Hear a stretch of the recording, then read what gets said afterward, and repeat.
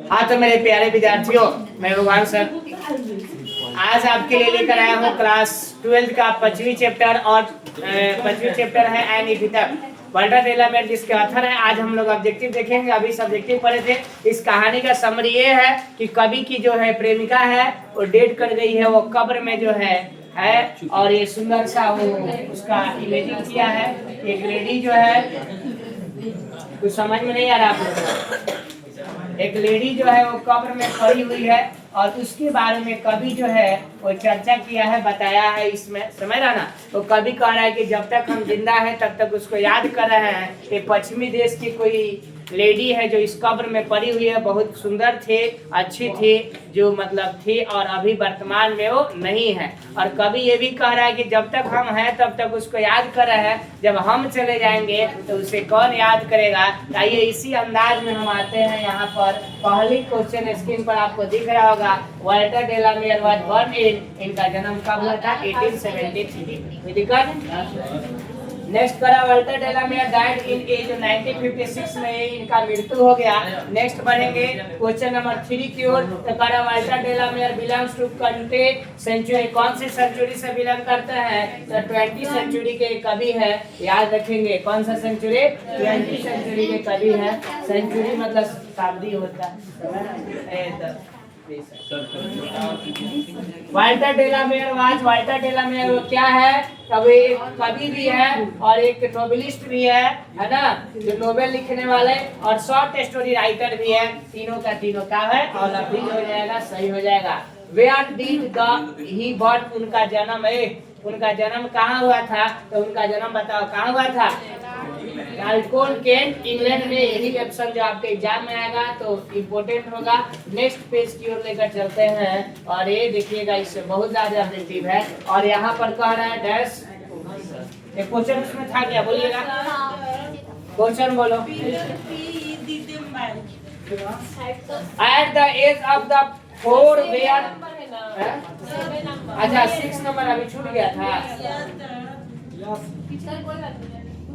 अच्छा 6 नंबर था, pickup pie is written by Walter de la Mare ही लिखे हैं। 7वां number as the age of the 4 where did Walter de la Mare move from his family, जब आप 4 साल के जब थे तो वो कहाँ चले गए? तो तुम्हें पता है कि जब 4 साल के थे तो उनके पिताजी का साया उनके ऊपर से कहाँ हो गया? हट गया। इसके बाद इंग्लैंड से कहाँ गए? लंदन। तो ऑप्शन में यहाँ लंदन ऑप्शन नंबर सी है। कोई दिक्कत है? 8 नंबर क्वेश्चन के बढ़ेंगे तो 8 नंबर क्वेश्चन करा, what was the full name of the Walter de la Mare. Walter de la Mare का फुल नाम क्या है? वाल्टर जॉन डेलामेयर, तो हमें जॉन लगा देना है, कोई दिक्कत है? नेक्स्ट की ओर बढ़ेंगे और क्वेश्चन नंबर 9 की ओर आएंगे।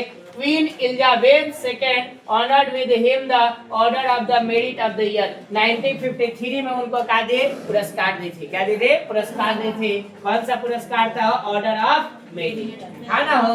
ऑर्डर ऑफ मेरिट अभी बताए हैं, वही वाला। Song for children is written by, song for children है किसके द्वारा लिखा गया है? Walter de la Mare. Next an epitaph is written by, epitaph कौन लिखे हैं? यही लिखे हैं। वाल्टर डेलामेयर बॉर्न हुआ था। ये क्वेश्चन रिपीटेड है भाई। नेक्स्ट क्वेश्चन है और नेक्स्ट की ओर बढ़ेंगे और 30 नंबर क्वेश्चन आपको दिख रहा है स्क्रीन पर, देखिएगा।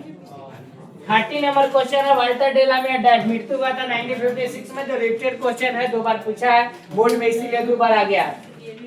क्वीन एलिजाबेथ ऑनर्ड हिम, ये भी रिपीटेड है 1953। And epithet that deals with the beautiful, बताओ ये इंपॉर्टेंट है। जो इपिथेट में है वो डील किया जा रहा है ब्यूटीफुल किसके बारे में? लेडी के बारे में, जो कि आपको 15 नंबर हो गया। नेक्स्ट है लेडी मतलब औरत है। पर Walter de la Mare knew who is the, कौन मतलब मरा हुआ? बताओ। किसके मृत्यु की बात किया जा रहा है? तो लेडी के बारे में बात किया जा रहा है, जो कि यहाँ पर स्क्रीन पर दिख रहा होगा। ये लेडी के बारे में बात किया जा रहा है, तो लेडी जो है नहीं है। The poet thinks that, poet सोचता है कि डैश इज नॉट एवरलास्टिंग, कौन एवरलास्टिंग नहीं है? ब्यूटी, ब्यूटी जो है पूरे जिंदगी भर नहीं चलता है, ब्यूटी में चिमटे लग जाती है, समझ रहा है ना? एक दिन समय आएगा तो ब्यूटी खत्म हो जाती है। ब्यूटी वेनी से सर तुम्हारा ही अभी तुम्हारे गाल पर मच्छी बैठ रही है तो वो अभी जैसे लगा कर जब आंख रंग के या वो ठोर रंग के जब ऐसे जब खींचती हो तो लगता है कि मतलब समझ ना, लेकिन जब उससे ही बूढ़ी हो जाओगे गाल छूट जाएगा कितनों जो है ना, कितनों जो है क्या करेगी वो लगाएगी तो कोई काम होने वाला है समझ ना। थोड़ा सा काम मतलब बूढ़ गाय के ईटा का लटकन कहानी सुने वाली गाय बुढ़ा के लिए तो ईटा का लटकन थोड़ी लगाएंगे, वो खुद बेचारी जो है तेज नहीं चलेगी तो ईटा का लटकन समझती हो। जब देखिएगा गाय वही लोग चराने ले जाता है हो तो गर्दनवा में वो मोटा सा लकड़ी लटका दिया था कि गैया तेजी में फरफराएगी तो गुरुआ में ठक ठक लगेगा, जिसको वजह से क्या धीरे धीरे चलेगी। बात समझ रहे ना, तो यही बात है। अब बुढ़ारी में अब समझ रही है ना, यही बात दादी माँ कहना ही अच्छा देखो द पोएट नहीं लगाना अच्छा लगता। The poet feels that after his death nobody dash will her क्या होगा रिमेम्बर क्या हो एक हिंदी समझ गए लोग। कह the poet feel that, poet imagine करता है, फील करता है, सोचता है आफ्टर हिज डेथ यानी उसके मृत्यु के बाद, किसके कवि के मरने के बाद nobody will her तो nobody मतलब कोई भी नहीं, रिमेम्बर मतलब याद करेगा, हर मतलब उससे जब कभी मर जाएगा तो उसके बाद उसकी कोई याद करेगा नहीं करेगा। यही ना लास्ट स्टेंजा में लिखा था, वही तो वही थोड़ा आसान है। यही सब आपके एग्जाम में आने वाला है। 1 से लेकर 5 चैप्टर तक टेस्ट लेंगे, ज्यादा दिन नहीं, संडे को टेस्ट होगा। ओके सर संडे को द लेडी बड़ी हरदम संडे को ले रहे हैं। टेस्ट ही मेरी पहचान है, रिजल्ट ही मेरे पास है। संडे के दिन the lady mention in the अच्छा देखते हैं शनिवार को इस बार। The lady mention in the poem, चलो सैटरडे को होगा।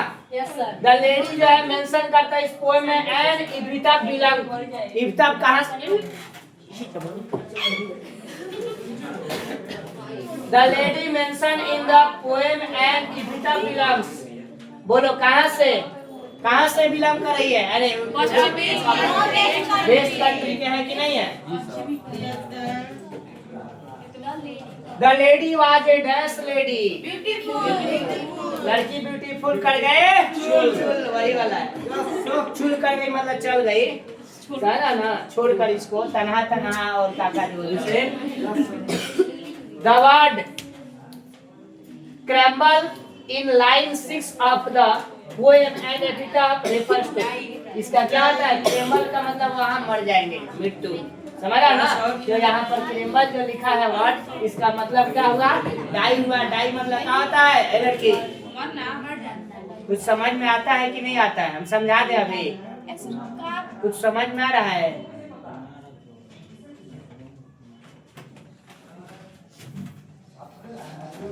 ट्वेंटी 22 नंबर देखेंगे, इसमें 22 कह रहा है the tone of the poem and epitaph.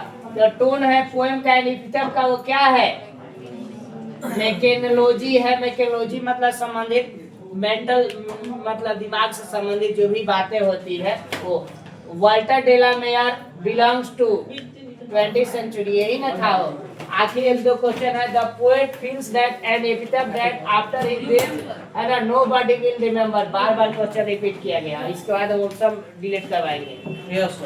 The poem thinks that dash is not everlasting, क्या चीज? ब्यूटी, ये भी था है ना। Light of the step and the heart was C is taken, यही ना लाइन था वो, सेम सेकंड स्टेंजा में यही था।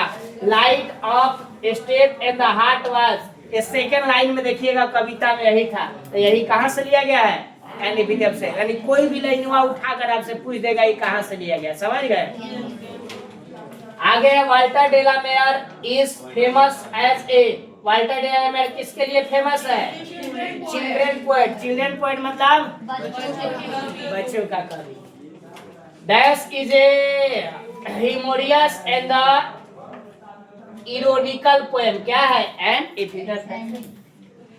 अब कुछ नहीं, अब एक साथ क्वेश्चन आंसर है जो कि हम लोग क्वेश्चन आंसर जानेंगे। What is the poems impressing of the body in an epitaph, है ना। तो लिखा है the poet consider her the most beautiful lady, calls her the light of the step and the heart bearing of the weakness। यानी वो कवि जो है उस लेडी के बारे में बता रहा है, उसके दिलो दिमाग के बारे में बता रहा है, उसके बारे में सोच रहा है कि जब तक हम जिंदा है तब तक कोई सोचेगा, उसका याद करेंगे। और वो कवि लेडी थी, बहुत ब्यूटीफुल लेडी थी, जो कि आज कहाँ पड़ी हुई है, इस कब्र में पड़ी हुई है। नेक्स्ट दूसरा नंबर क्वेश्चन है, राइट द समरी ऑफ एकदम का वो समरी दिया है, देख लीजिए समरी का मतलब कहाँ आंसर सर, 28-29 दोनों। Walter de la Mare is famous as a, famous किसके लिए है, चिल्ड्रन पोएट के लिए। 28 नंबर और दोनों का आंसर सही है।